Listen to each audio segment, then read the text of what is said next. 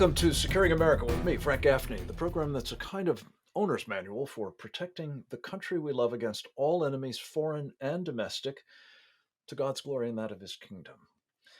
We talk a lot in this program about those various threats from enemies, both foreign and domestic, and what they mean for our constitutional republic and why we must resist them. In doing so, we have the privilege of consulting with some of the best people in the country with experience, often hard experience, in doing just those sorts of things. Preeminent among them, for my money, is our first guest today. His name is Sam Faddis, Charles Sam Faddis. He has served our country in both the uniform of the United States Army as an assistant attorney general out in Washington State, as an undercover operative of the Central Intelligence Agency. He's run for Congress. He is an author of both fiction and nonfiction works, including Beyond Repair, The Decline and Fall of the CIA. And he is the driving force behind a superb online resource, andmagazine.com, which you can now follow at Substack. Sam Faddis, it's always a privilege to have you with us, sir. Welcome back. Great to be here as always, Frank. Thank you.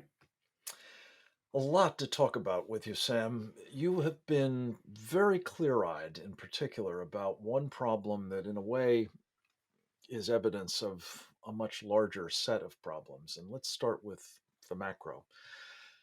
You've observed that we're dealing with Marxist revolutionaries inside our country at the moment, and it's going almost completely unnoted by, it seems, both our government and the media. Calibrate for us what is afoot and why is it getting so little attention at this point? Well, it's getting so little attention because it is deliberately being concealed. That is clear. I mean, let me grab a hold of this and try to make this as concrete as possible for the folks that are listening.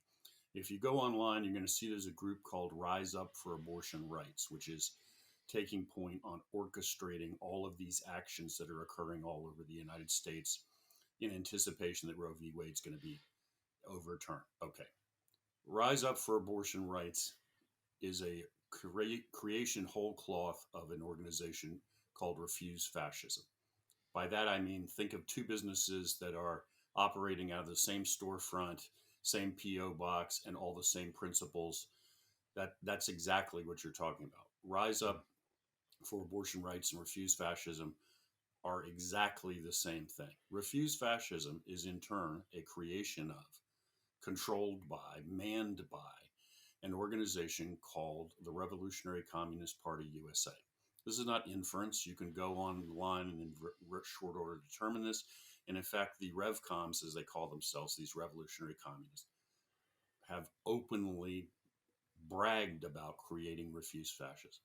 In other words, this organization, Rise Up for Abortion Rights, is run by, created by, manned by, funded by the Revolutionary Communist Party USA, which is exactly what it sounds like, incredibly enough, in 2022.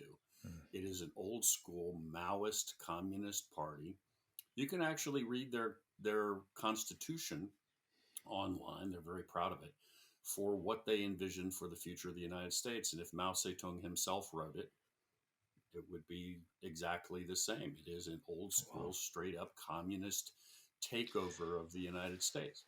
So that's And what you the have. fundamental transformation, I guess you might call it, of our country as a result, along essentially Maoist communist lines? If you read the Constitution, and I encourage everybody to do that, you go to Revolutionary Communist Party USA and find their Constitution, you will find that there is no ambiguity. You don't have to read between the lines. It is straight up a totalitarian regime under the control of the party. Literally, you could lift it out of well, it probably was lifted almost word for word I'm by pretty sure it other was. regimes. So that's what you have. And one of the key revolutionary communist leaders pushing this whole thing right now is a lady named Samsara Taylor. She travels around to college campuses, especially recently, talking about how this is the moment for the revolution.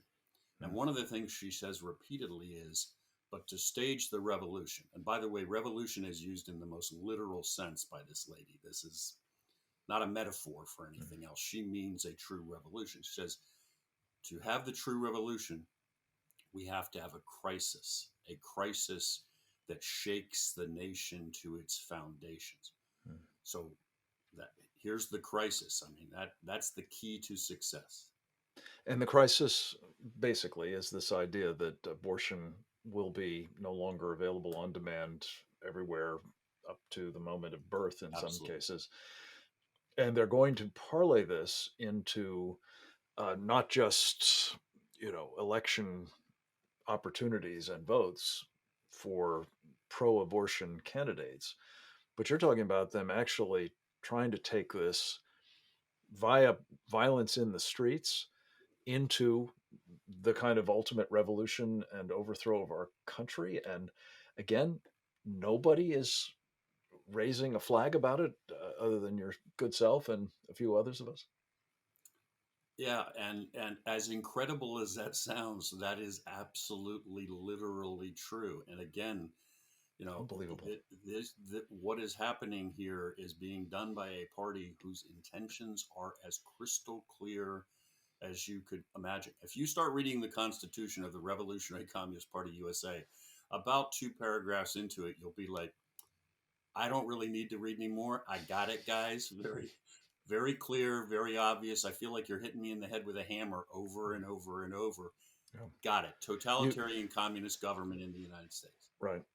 And we've seen this movie. You particularly, Sam, in your long and distinguished career, notably with the Central Intelligence Agency. You've watched revolutions plotted Yep. and executed with terrible effects, especially Yes. when they bring to power communist regimes. And again, this is happening at a moment when lots of other places around the world, including virtually our entire hemisphere, are now uh, through the ballot box in some cases and through others, sort of more violent activities, falling prey to precisely this kind of transformation. And again, I just come back to this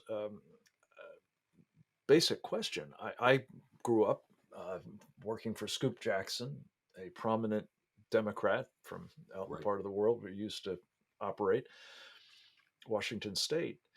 He was a leading Democrat back in the day, very liberal. I wouldn't say left exactly, but liberal in the old Hmm. fashioned sense of the term, and domestic policy, very robust, very hard line on national security matters, which is basically where I cut my teeth. I can't imagine the revolutions per minute that he is spinning on his in his grave at what is happening to his Democratic Party, which he beloved and ran for president to become its nominee back in 1976. Let me just ask you, Sam. Fundamentally, doesn't this come down to a question of what's happened to this party that is disabling it from resisting these kinds of forces? Uh, and in fact, that it has thrown in with them to a degree that is part of why all of this is being obscured by the press, by our political elites. I guess I can understand why they're trying to do it in the hopes that they will get a permanent hold on power, but it does seem to be so antithetical, among other things, to their oaths of office to protect and defend the Constitution, those that are serving now and those that would like to serve. Hold the thought, Sam. I need your response on all of that. We'll get it and talk about a number of other things that the great Sam Faddis is tracking closely at andmagazine.com these days. You're not going to want to miss a word of it, but especially what this all portends for the country we love. Stay tuned right after this.